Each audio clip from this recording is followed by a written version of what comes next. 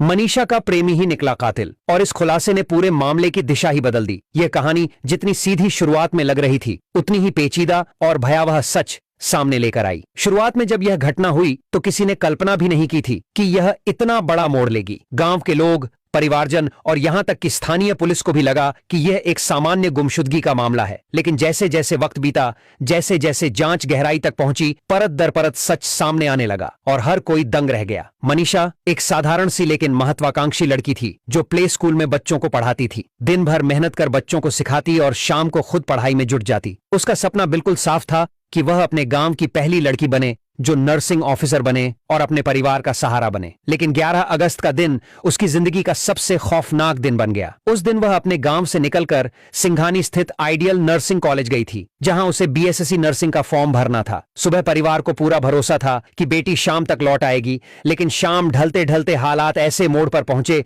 जिसने सब कुछ बदल डाला। शाम तक जब मनीषा घर नहीं लौटी तो पिता की चिंता बढ़ती चली गई। उन्होंने आसपास तलाश शुरू की, रिश्तेदारों और दोस्तों को फोन किए, लेकिन कहीं से कोई खबर नहीं मिली। घबराहट में वे खुद कॉलेज पहुंचे और गार्ड से बेटी के बारे में पूछा, लेकिन गार्ड ने सीधा कह दिया कि यह लड़की तो यहां आई ही नहीं थी। पिता ने गार्ड से सीसीटीवी दिखाने की गुजारिश की, लेकिन जवाब मिला कि स्टाफ नहीं है और रिकॉर्डिंग नहीं दिखाई जा सकती। उस वक्त एक बाप की हालत कैसी रही होगी, यह सोचकर भी रोंगटे खड़े हो जाते हैं। इसी बीच शाम 6:26 पर अचानक पिता के फोन पर मनीषा के मोबाइल से 10 सेकंड की घंटी आई और उसके बाद फोन स्विच ऑफ हो गया। यह कॉल पूरे केस की सबसे अहम कड़ी साबित हुई, क्योंकि यह आखिरी बार था जब मनीषा का फोन चालू पाया गया। लेकिन पुलिस ने इस कॉल को भी गंभीरता से नहीं लिया। जब पिता पुलिस थाने पहुंचे और बेटी की गुमशुदगी की शिकायत करनी चाहिए तो पुलिस ने लापरवाही दिखाते हुए कहा कि लड़की 19 साल की है, शायद किसी के साथ घूमने चली गई होगी, 24 घंटे बाद लौट आएगी। उन्होंने एफआईआर दर्ज करने से भी इनकार कर दिया। पिता हाथ जोड़कर बार बार कहते रहे कि उनकी बेटी ऐसा कभी नहीं कर सकती, लेकिन पुलिस के कान पर जूं तक नहीं रेंगी। रात भर परिवार ने गांव वालों के साथ मिलकर चारों ओर तलाश की, लेकिन कहीं कोई सुराग नहीं मिला। अगली सुबह भी निराशा हाथ लगी। अंततः दबाव बढ़ने पर पुलिस ने 12 अगस्त को सुबह 9 बजे के करीब एफआईआर दर्ज की, लेकिन सिर्फ औपचारिकता निभाई। असली जांच का कोई प्रयास नहीं किया। न तो सीसीटीवी फुटेज देखी गई, न ही मोबाइल लोकेशन ट्रेस की गई। 13 अगस्त की सुबह